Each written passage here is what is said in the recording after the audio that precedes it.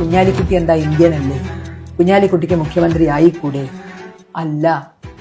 കാരണം ഈ പാരമ്പര്യവും ഈ രക്തവുമാണ് അവരുടെ സിരകളിൽ ഒഴുകുന്നത് എന്നുള്ളത് കൊണ്ട് തന്നെ ഇന്ത്യൻ പാസ്പോർട്ട് ഉണ്ടായതുകൊണ്ടോ, ഇന്ത്യയിലെ ആധാർ കാർഡ് ഉണ്ടായതുകൊണ്ടോ, ഇന്ത്യയിലെ ജനന സർട്ടിഫിക്കറ്റ് ഉണ്ടായതുകൊണ്ടോ അവർക്ക് മറ്റുള്ളവരെ പോലെ മുഖ്യമന്ത്രിയാകാനുള്ള അവകാശം ഉണ്ട് എന്ന് പറഞ്ഞാൽ അതിനെ പെട്ടെന്ന് അങ്ങോട്ട് തൊണ്ട തൊടാതെ വീഴുന്ന ലേശം ബുദ്ധിമുട്ടുണ്ട്. അത് ഈ ചരിത്രം അറിയാവുന്നതുകൊണ്ടാണ്. തൊണ്ട തൊടാതെ നിങ്ങൾ ചാണകം വിഴുങ്ങിക്കോളൂ, ഗോമൂത്രം സേവിച്ചോളൂ.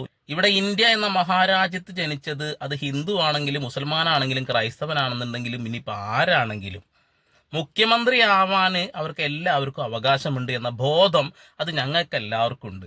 ഇവിടെ വലിഞ്ഞു കയറി വന്നവരാരാണെന്ന് വ്യക്തമായി ഞങ്ങൾക്ക് എല്ലാവർക്കും അറിയാം. നിങ്ങളെപ്പോലെ വർഗീയത പറയുന്ന ആളുകൾ മാത്രമാണെന്നുള്ളതാണ്.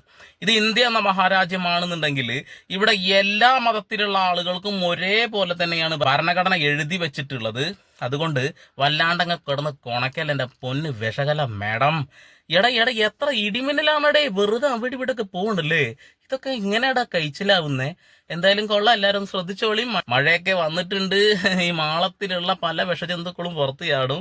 അതുകൊണ്ട് സൂക്ഷിച്ചാ ദുഃഖിക്കണ്ട. അത്ര എനിക്ക് പറയാനുള്ളൂ എൻ്റെ പൊന്നേ.